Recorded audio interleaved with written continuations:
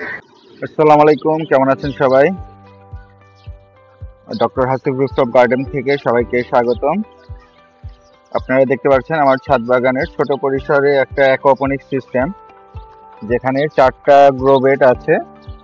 এগুলো হচ্ছে 220 লিটারের যে ড্রামগুলো সেগুলো, আর এখানে একটা ফিশ ট্যাঙ্ক আছে। প্রথমেই আমরা অ্যাকোপনিক্সের টমেটোগুলো দেখে আসি। দেখতে পাচ্ছেন কি পরিমাণ ফলন এসেছে টমেটোগুলোতে, মাশাআল্লাহ। এটা হচ্ছে দীপালি। আর এখানে যে গাছটা দেখতে পাচ্ছেন এগুলো হচ্ছে F1 হাইব্রিড বাহুবলী জাতের টমেটো। আমরা গতকাল প্রায় 3 কেজির মতন টমেটো হারভেস্ট করে নিয়েছি, 3.5 কেজির মতো। তাই পাকা টমেটো এখন দেখা যাচ্ছে না। আজকের ভিডিওতে আমি একটা স্পেশাল জিনিস আলোচনা করব। অ্যাকোপনিক সিস্টেমে সাধারণত আমরা ইটের খোয়াতে গাছগুলো লাগানো আছে, দেখতে পাচ্ছেন। ইটের খোয়াটা পরিষ্কার করা একটা ডিফিকাল্ট কাজ।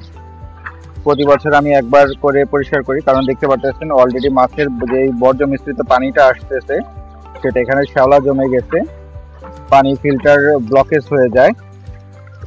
তাই আমার সামনে দুইটা আপনার কি বলবো এটাকে টব দেখতে পাচ্ছেন, যেখানে একটা সাবমার্সিবল ওয়াটার পাম্প ফিশ ট্যাঙ্কে দেওয়া আছে। এখানে এই লাইনে সেট আপ করা আছে, এখানে এমসিল দিয়ে ফিক্স করা, যেটা দিয়ে পানি আসে। আর উপরে শুধুমাত্র কর্কশিট দেওয়া আছে, আর নিচেরটা পুরাটা পানি।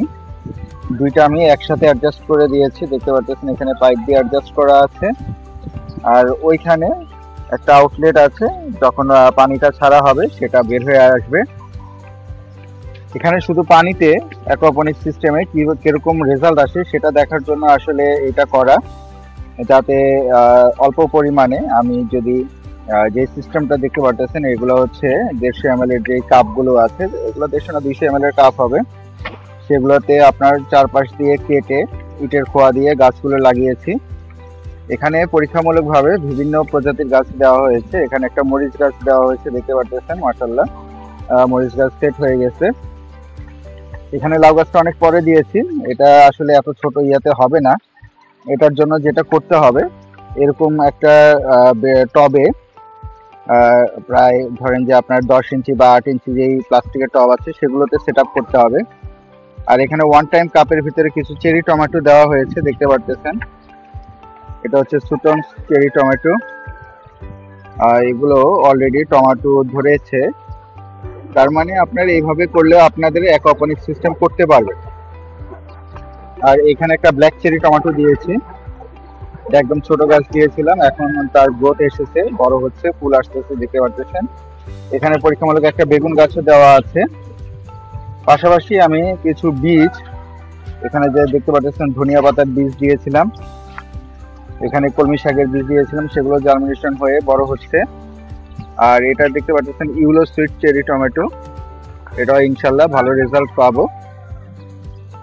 এই সিস্টেমটা আমি নিচে একটু বড় পরিসরে করব, তাই পরীক্ষামূলকভাবে এখানে আগে সেট আপ করেছি। তখন এইরকম একটা টবে একটা মাত্র গাছ দেওয়া থাকবে, যেটা একটু বড় সাইজের প্লাস্টিকের টবে ইটের খোয়া দিয়ে সেট করা থাকবে, যাতে গাছের গ্রোথটা আরো ভালো আসে। এটা পরীক্ষামূলকভাবে করা, তাই ছোট পরিসরে দেখতেছি কিরকম হয়। তো সবাই ভালো থাকবেন, খোদা হাফেজ, আসসালামু আলাইকুম।